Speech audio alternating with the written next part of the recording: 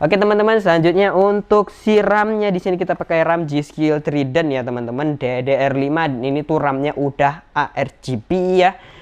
Tampilannya itu dia cakep begini teman-teman. Mungkin teman-teman nanti bisa ngelihat hasil jadinya ya, atau teman-teman bisa coba search up sendiri untuk modelnya. Tapi menurut saya ini tuh memang salah satu RAM yang model secara visinya itu ganteng ya, ganteng dan cakep. Nah terus di sini teman-teman bisa lihat kalau misalnya dia itu udah support untuk AMD Expo ya, overclocking si RAM, dan juga Intel XMP 3.0. Jadi kalau misalnya teman-teman pengen maksimalin speednya ya, kalau nggak salah ini tuh speednya maksimum di 6000 MHz yang kita punya ini teman-teman, dan CL-nya tuh di 36. Ada beberapa varian lagi yang mungkin CL-nya lebih rapet ya teman-teman, tapi mungkin kita sedianya untuk saat ini tuh yang CL-nya 36 ya.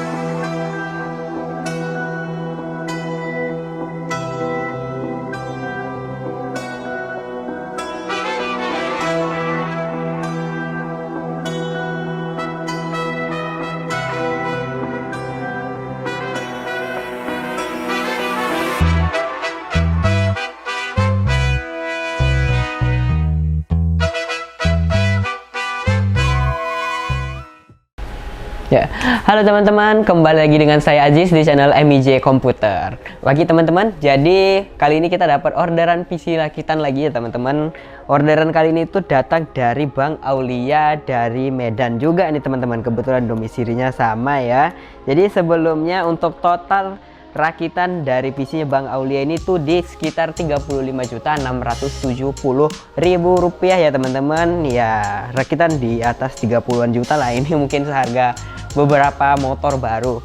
Jadi sebelumnya terima kasih banyak kepada Bang Aulia yang sudah mempercayakan untuk merakit PC di kita di MIJ Komputer Medan. Nah, jadi di sini kita bakal coba untuk review sedikit ya untuk spesifikasi lengkap dari PC-nya Bang Aulia ini teman-teman. Nah, untuk si prosesornya di sini kita pakai prosesor i9 ya teman-teman, i9 Gen 14 yang 14900K nih teman-teman. Ini salah satu prosesor yang memang kenceng banget sih dari si Intel ya. Core dan threadnya itu dia banyak banget, cocok untuk produktivitas kayak multitasking, atau mungkin teman-teman ada yang rendering atau buat AI pun saya rasa ini udah cukup oke lah dengan core dan thread yang banyak dan juga clock speed yang kenceng. Ditambah lagi ini tuh seri unlock. Jadi kalau misalnya teman-teman mungkin pakai motherboard seri tinggi ya, kalau untuk Intel mungkin seri Z itu dia udah support untuk overclocking ya. Jadi teman-teman masih bisa overclock lagi untuk clock speed dari si prosesornya.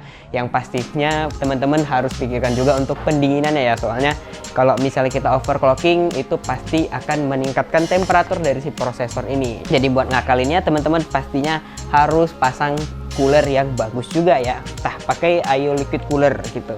Terus selanjutnya untuk motherboardnya kali ini kita mungkin nggak pakai motherboard yang seri tinggi ya untuk Intel seperti yang saya bilang tadi seri Z. Kali ini kita pakai yang seri B aja teman-teman ya, sesuai request dari usernya pastinya gitu. Jadi untuk motherboard ini memang dia belum support overclock ya untuk seri K-nya Intel. Tapi nggak apa-apa, B760M Pro A Wi-Fi punya si ASRock ini salah satu motherboard yang menurut saya oke banget di harga 2 jutaan. Kenapa? Karena dia ini udah support PCIe generasi 5. Bukan di SSD ya teman-teman.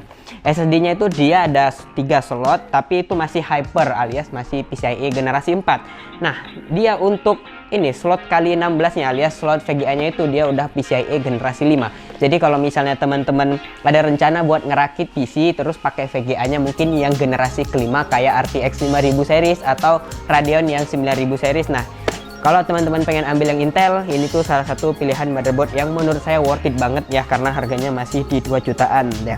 Tapi kalau misalnya teman-teman nyari juga untuk slot SSD-nya yang PCIe generasi 5 ya, ini sih kurang, soalnya semua slot SSD-nya ada 3, itu semuanya generasi 4, jalannya itu di 4 lane.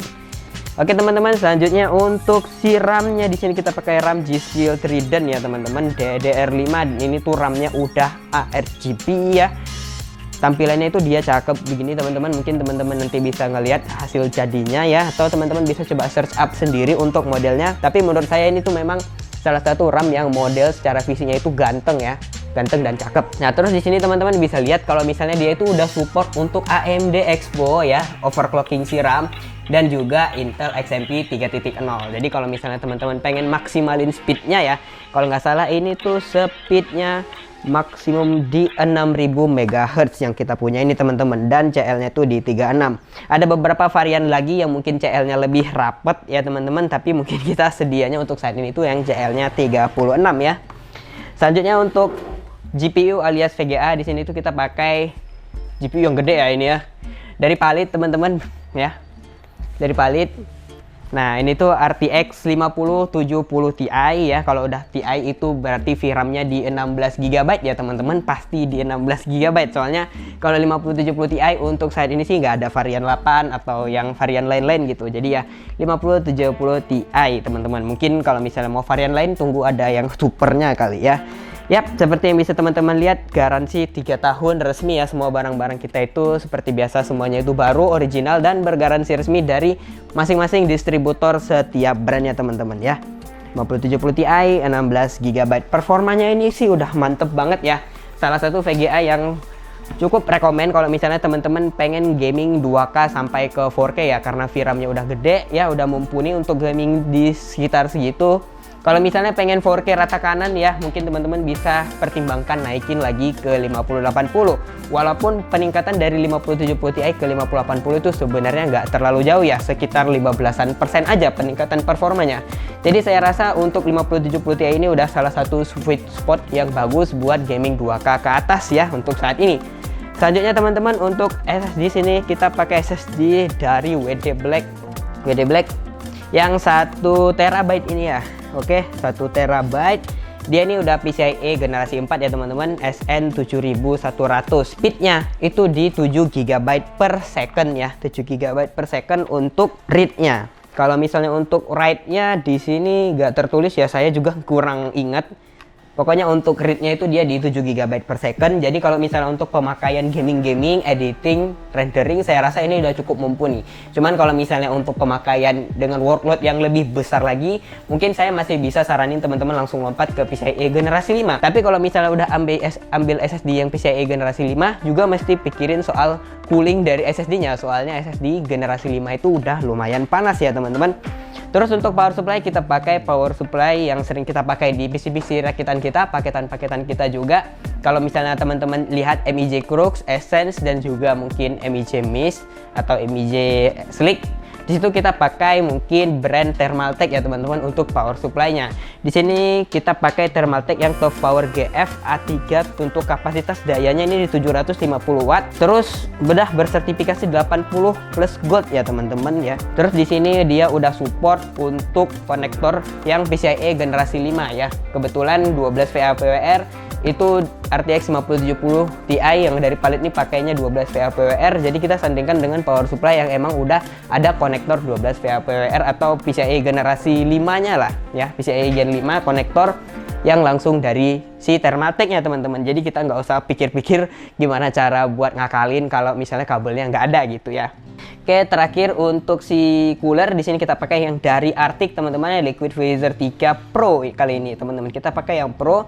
Ini ukurannya 360 mm ya teman-teman. Udah support ARGB juga tadi, tampilannya itu cakep. Untuk si Arctic ini saya rasa pendinginannya udah cukup bagus. Nanti kita bisa lihat sendiri teman-teman, bisa cek untuk hasil benchmarknya di Cinebench ya. Soalnya kan ini kan pendingin untuk si prosesor. Jadi nanti Cinebench kita ngegas si prosesornya, terus kita lihat bagaimana nanti temperatur dari si prosesornya disandingkan sama si Ayo Liquid Cooler Liquid Freezer ini yang 3 Pro ya. Selanjutnya untuk casing kita pakai Zalman P30, mungkin nanti akan ditampilkan tampilan b-rollnya teman-teman ya, soalnya casingnya mungkin gak di sini ya. Terus untuk OS seperti biasa kita instalkan Windows 11 Pro Trial. Oke, jadi mungkin itu aja untuk komponen-komponen yang akan kita pasangkan ke PC-nya Bang Aulia ini teman-teman. Jadi setelah ini kita akan masuk ke proses perakitan seperti biasa bersama Bang Adit ya.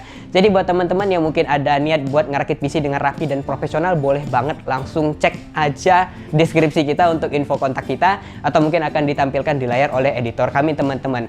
Oh iya, dan juga untuk spesifikasi lengkap dari PC-nya Bang Aulia ini bakal kita usahakan untuk tampilkan di layar juga ya teman-teman. Oke, selanjutnya akan kita masuk ke proses perakitan bersama Bang Adit. Jadi teman-teman sekalian stay tune di channel MIJ.